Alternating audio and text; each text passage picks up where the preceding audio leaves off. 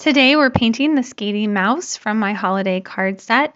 If you don't have this card set, there'll be a link in the description where you can purchase it. We're starting off by painting his ears. You're going to use your red paint and mix in a little bit of the yellow and then a good amount of water to make it nice and light. After we paint his ears, we're going to paint his arm, his tail, and his legs and get all of that light pink in where it should be. If at any time I'm painting faster than you are, don't worry, simply pause the video to catch up.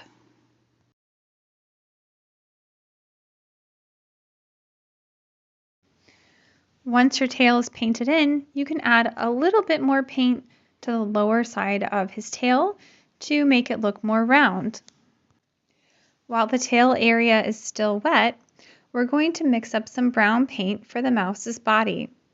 To mix brown, you can mix your yellow with your purple and add in just a little bit of orange until you have a nice warm brown.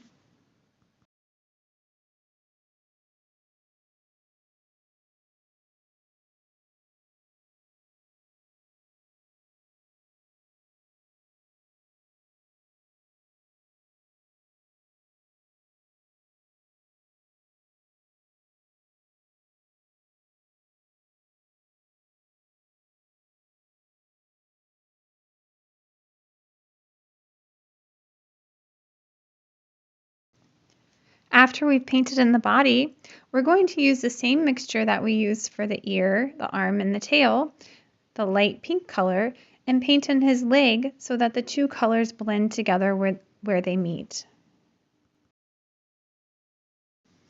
Now add a little more paint to the left side of his arm and the innermost area of his ear to make it look more 3D.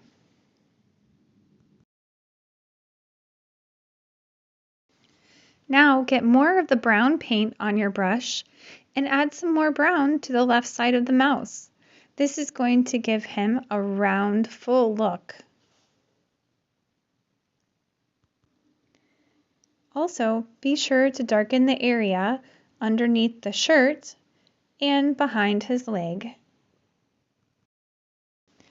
When adding more paint, use a tapping motion to tap the paint in instead of brushing it in.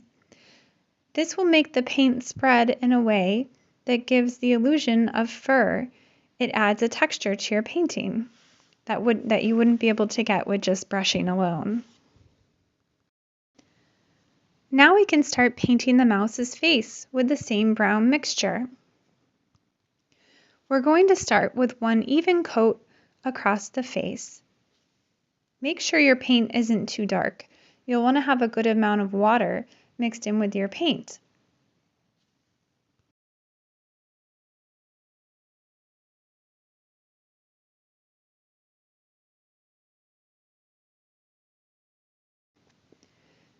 Try to leave a thin line of unpainted area on the right side of his face.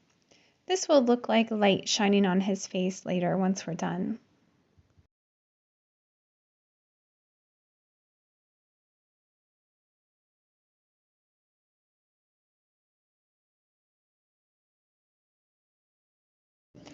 Now pick up a small amount of your watery red paint. We're going to add it to the cheek of the mouse. This will make his cheeks look blush. If your paint is too watery like mine is, you can use a damp or dry brush to pick up some of the water so that there isn't a puddle left on your page. Continue adding a little bit of light red paint to the nose of the mouse.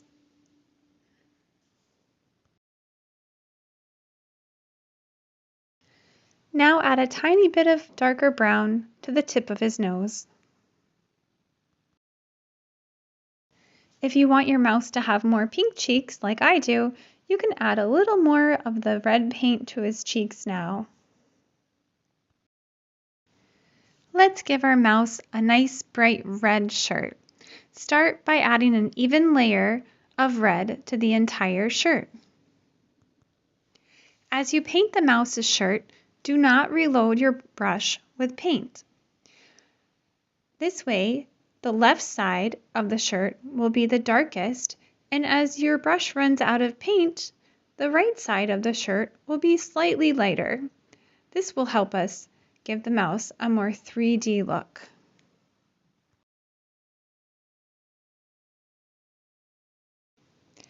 Be sure to carefully paint around the mouse's arm and mitten.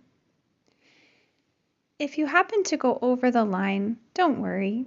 Just take a paper towel and tap that area, and it should lift up the paint. If it doesn't lift it up, you can use a clean brush and brush clean water on that area. And again, tap that area gently with a paper towel.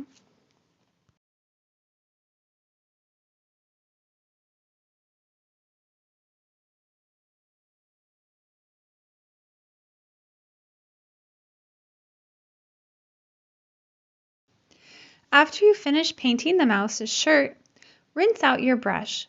Then dry it on a paper towel. Now you can run your brush along the right side of the mouse's shirt, and this will lift some of the paint off the page. This will help us establish a 3D look to our mouse, so we have a dark side and a light side. Now you can begin painting the mouse's sleeve. We're going to paint in some dark red only on the left side, and then we're going to rinse our brush, wipe our brush out, and then gently move the paint around that's already in that space. You can also leave a little bit of a white line on the side to accentuate the line between his sleeve and his shirt. Now we're going to paint in some shadow on our mouse's shirt. Use the purple that's provided in your kit. We're going to add a little bit of purple paint to the left side of the mouse's shirt. Then we're going to draw a line behind the shoulder sleeve and along the side of the arm to represent the shadow. Next, use your purple paint in a linear motion, so drawing a line underneath his scarf. This will make it look like there's a shadow from the scarf and from his arm. Let's make the mouse's shirt extra vibrant. We're going to take a strong amount of red, so that means not too much water in with your paint, a thicker paint, and we're going to paint it on beginning with the left side of the mouse. This side of the shirt will have the most intense color because it's in shadow. So again, don't rinse your brush. We're only going to use the amount of paint that's in our brush. And as we get about halfway across the shirt, we can wipe some of that paint off onto a paper towel so that we don't have too much paint on our brush, and then gently blend out the edges of the paint that's already on our page.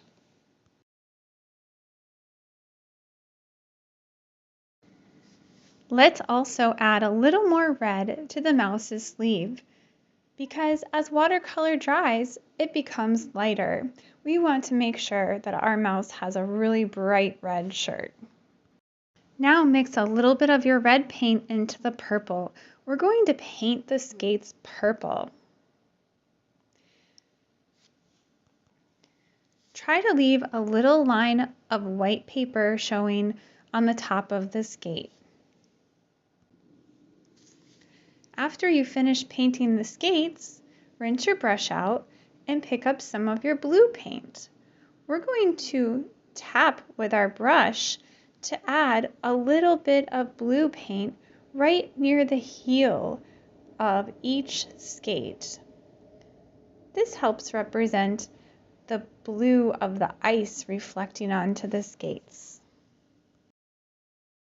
Now rinse your brush really well so that there's no color left in your brush. Get some clean water, not your paint water you've been using to rinse with, but clean water. We're going to paint just clear, clean water on the background. This is going to help the paint that we lay down move so that it looks like ice. We call this technique wet on wet painting. Now pick up a little bit of your blue paint and brush it along the bottom of your painting in a side-to-side motion. This will make the mouse look like he's gliding across the ice.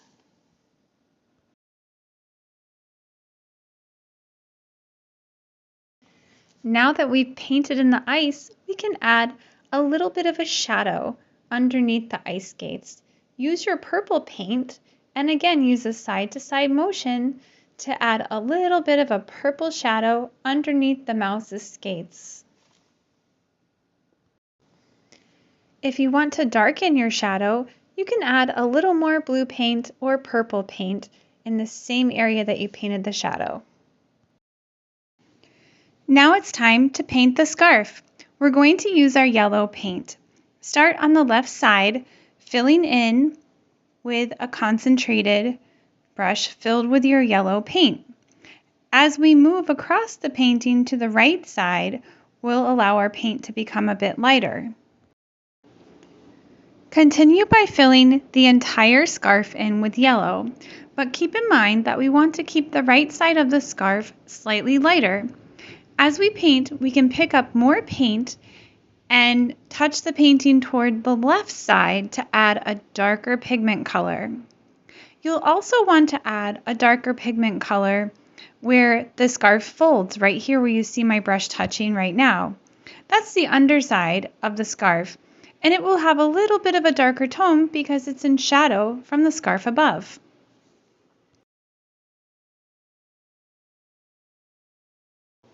After filling in most of the scarf with yellow, I'm going to rinse my brush and paint with just a little bit of water to give the look of a highlight on the scarf.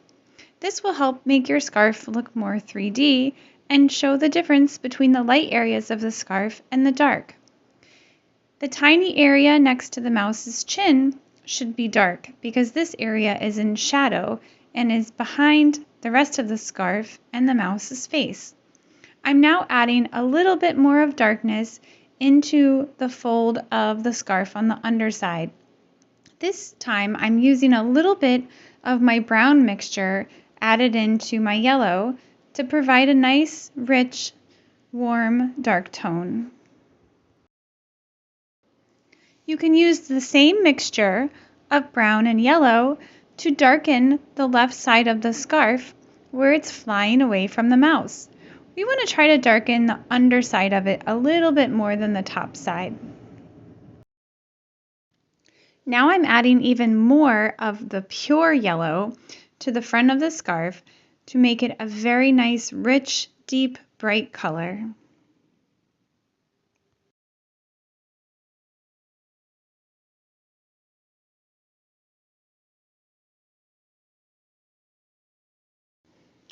If there are any areas on your painting that you would like to blend out so that there's not a hard edge, you can use clean water to blend the edge. Now mix together your purple, yellow, and orange to create a darker warm brown for the mouse's face. We're going to start painting in his fur on the left side, which will be the darker side, with some little tiny small strokes in the direction that the mouse's fur would go. This is very important. We want to keep our brush strokes in the same direction as the mouse's fur grows. Once we get in a nice dark tone, we can use some plain, clear, clean water on our brush to blend out the edge. Now take some more of the brown paint and tap it into the wet part that we just blended out. This tapping motion will help give us the look of fur on our mouse.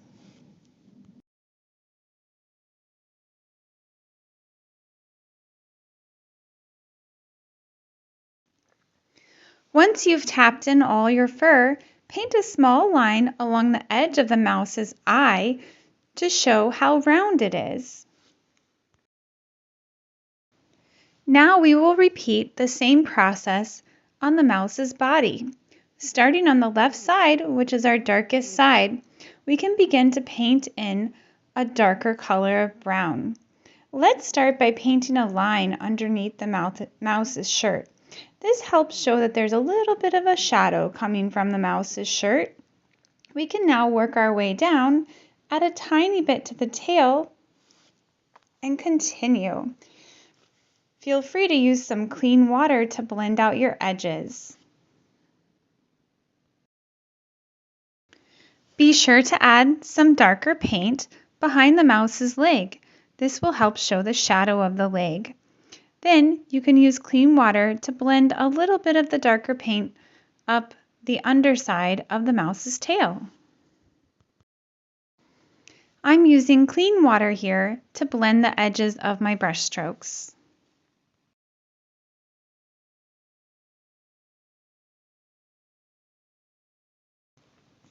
Now it's time to paint the eye. Using pure blue paint, we're going to paint the round area of the eye, leaving the white circle in the center. Do not paint over the white circle, as that is the reflection of the eye. Now, using a little bit of your pink paint that we used on the ear, paint a little bit of this color around the blue area of the eye. While we let that dry, we'll paint the mitten. Using your purple paint, brush in the mitten. You can leave a little bit of a white highlight on the thumb and upper side of the mitten if you want to show a 3D effect.